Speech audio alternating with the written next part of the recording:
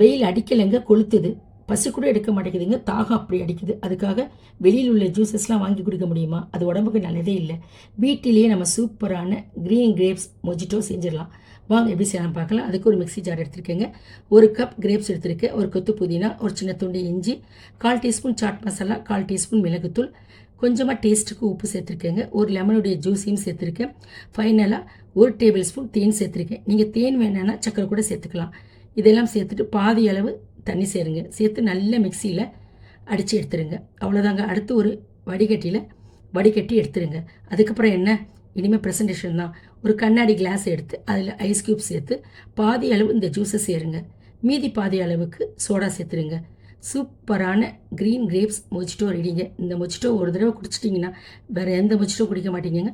அவ்வளோ ஒரு ஈஸியான, டேஸ்டியான, ஹெல்த்தியான மொஜிட்டோ. இந்த சம்மருக்கு நீங்கள் ஒரு முறை ட்ரை பண்ணி பாருங்கள்.